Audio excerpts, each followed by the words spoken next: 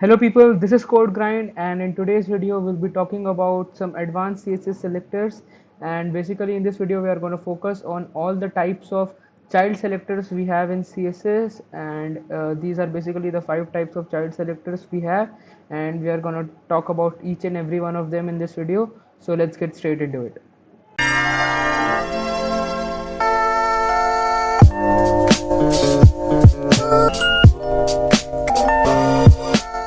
So as you can see, I have a basic HTML document ready over here and I'm running it on a live server. So as soon as I press save, we'll save the changes and we don't have to refresh the page every time. So I already have a CSS file linked to the page, and let me explain what's going on in this page right here.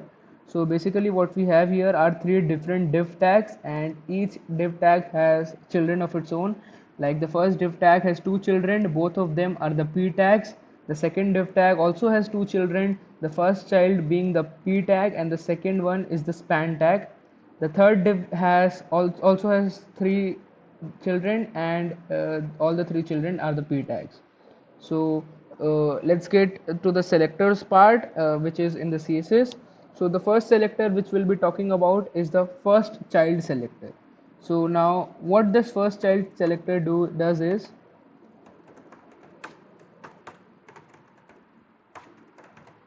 now what it will do is, let's see first the changes.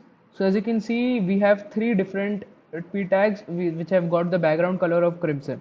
Now what it did is, the p first child, it selected, first of all it selected all the p tags from the page, and then it saw for the p tags which are the first child of their parent. Now when we consider the first div tag, it has 2 child, this is the first child and this is the second child. So since this p tag is the first child of its parent, therefore it selected it and we see the changes over here. Now same goes with this also. This is, since this p tag is the first child, it will select this tag and we can see the changes, and same goes with this also. But if in case I add a span over here like this, first span, let's see, so then this p tag loses its background color. This is because now it becomes the second child of its parent. Like this div tag now has 3 children, and this becomes the first child and this becomes the second child, but we have only selected the p which are the first child of its parent, and therefore it gets unselected and the background color is removed from this tag. So basically this is how first child works. The next selector we have is the last child, which is exactly the opposite of how the first child works.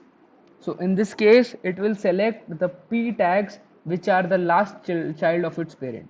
Like the last child of its parent is this one, and it is the p tag, it is the last child of its parent, so it gets selected. Now this p tag is not the last child, it is exactly actually the first child of its parent, that therefore it doesn't get selected.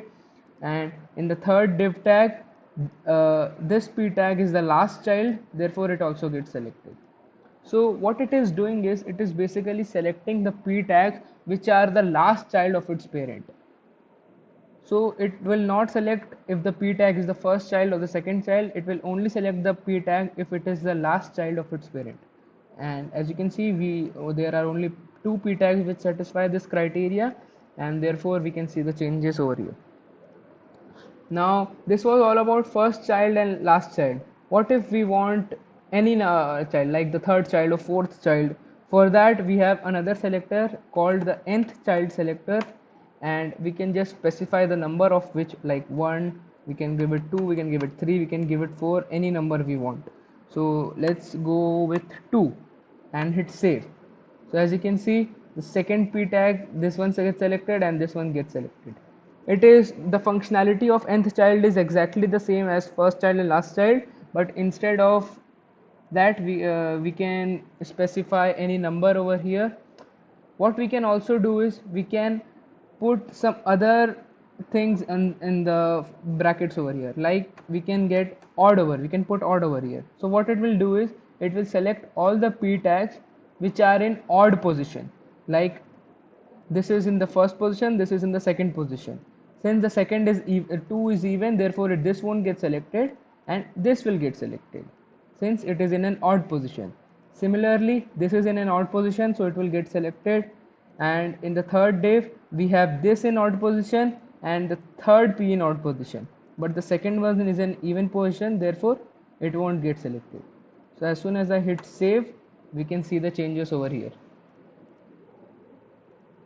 It selects all the P tags which are in an odd position. We can also go on with even positions, and as soon as I hit save, you can see all the P tags which are in the even position get selected. So this is how odd and even work. Now to make it even more complex and advanced, we also have another thing included with the nth child selectors. We can add mathematical equations over here, like we can add 2n plus 1. Now the n over here starts from 0 and goes on up to whatever the maximum number of children there are. So the first one will be 2 into 0 plus 1. So 2 into 0 plus 1 gives us 1. The next child it will select is 2 into 1 plus 1, that will be 3. The next will be 2 into 2 plus 1, that will be 5. But now 5 exceeds our limit, so from here on it won't work. It will work only up till here. So 2n plus 1 basically works as an odd only, because 2n plus 1 is a general formula for odd numbers. So this is how we can also write mathematical expressions in the nth child. You can write any kind of mathematical expression, like we can write n plus 1, you can write n plus 2. Like if you want to start from if you want to exclude the first child, then you can start from n plus 2. So what it will do is it will start from 0 plus 2, that is equal to 2. So the first child will be excluded.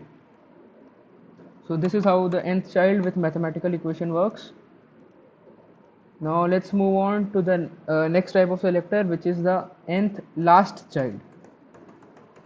So as we saw, the nth child selector started counting from the top, but the nth last child selector is just opposite in functionality, and it will start counting from the bottom. So if I go on and give it 1, so you can see the nth last child 1 basically works as the last child selector itself, as the nth last child 1 means first from the last. If I give it the number 2, then it will mean second from the last. This will mean third from the last. This will mean fourth from the last. I guess you have the idea of how this whole nth last child selector works. So basically this is how it works. We don't see any changes in the nth last child 4 because there is no fourth p tag from the bottom. We only have the first from the bottom, the second from the bottom, and the third from the bottom. This is the maximum where our HTML page goes.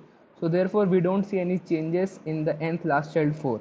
But if I go and put it like 3, we will definitely see the changes over here. Now we also have the one last selector under the child category, which is the only child. So now what this only child does is it selects the p tag which is the only child of its parent.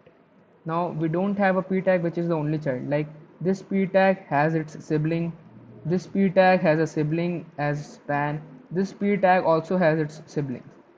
But if I remove these two p tags from here and hit save, we can see the changes, as now this p tag becomes the only child of its parent. So what this only child does is it selects the p tag which is the only child of its parent, and it gives it a background color of crimson. So this is how the only child works. So this is how all the child selectors work. I hope you got every one of them, but still if you have any doubts, you can drop a comment on the comments box, and I will definitely try my level best to clear every one of your queries. So this is it. I hope you liked the video. Don't forget to subscribe to the channel for more such amazing tutorials on CSS and JavaScript. Thank you for watching.